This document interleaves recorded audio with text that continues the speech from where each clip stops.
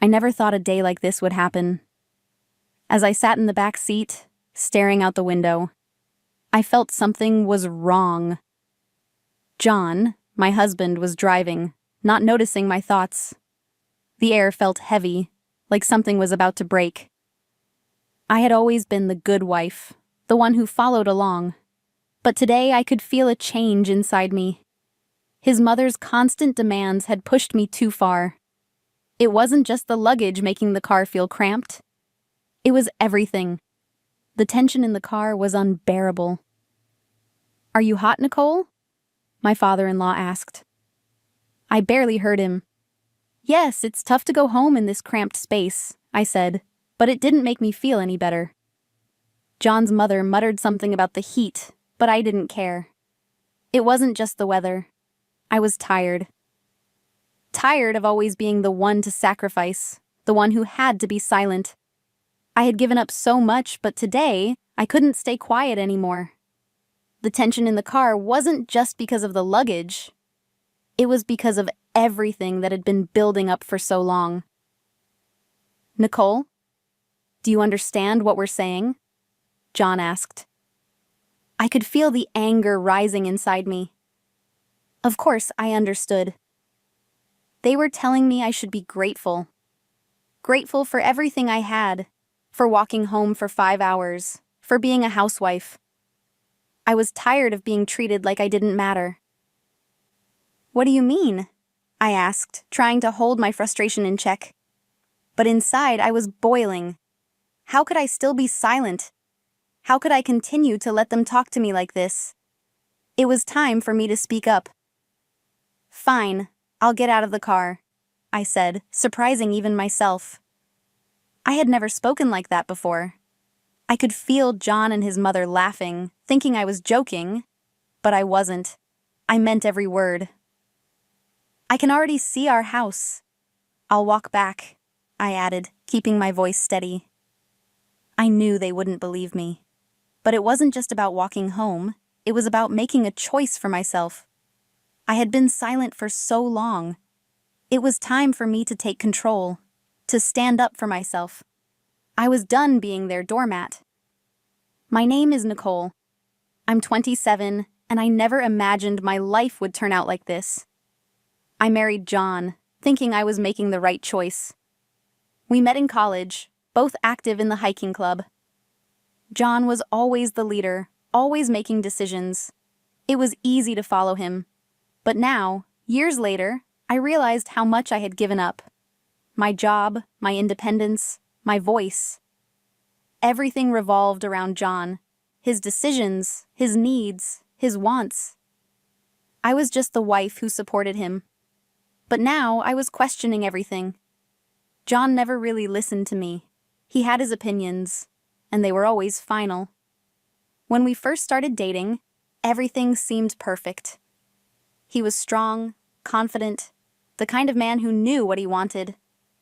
But then, when we started talking about marriage, everything changed. "Nicole, you'll quit your job when we get married, right?" he asked one day. I was shocked.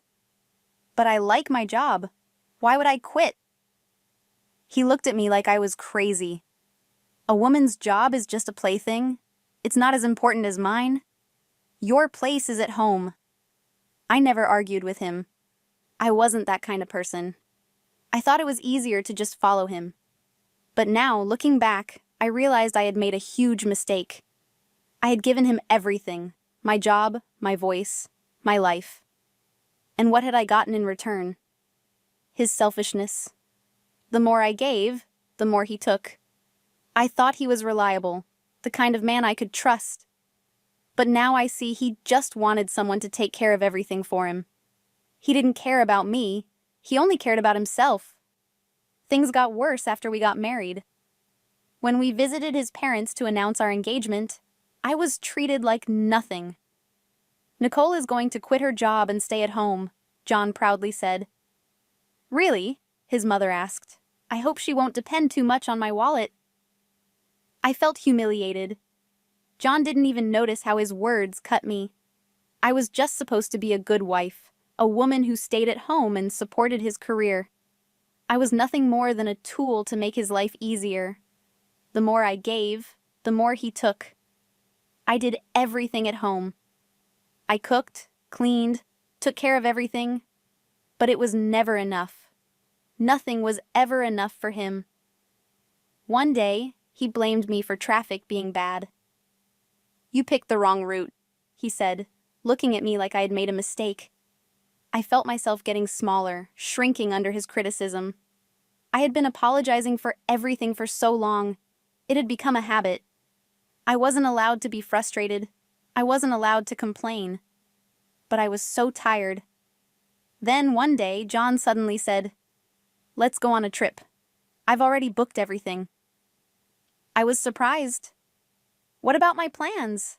I asked. "You don't have any plans.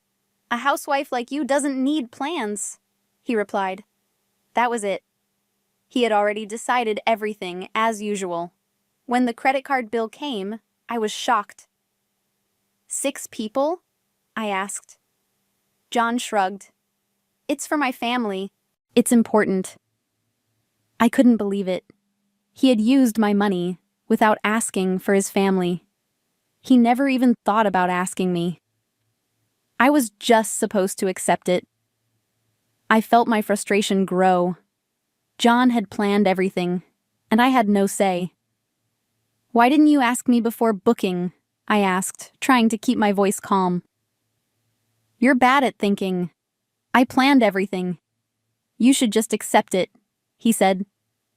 His words were like daggers. I was nothing. I had no voice. He didn't care about me. He didn't care about my opinion. He only cared about what he wanted.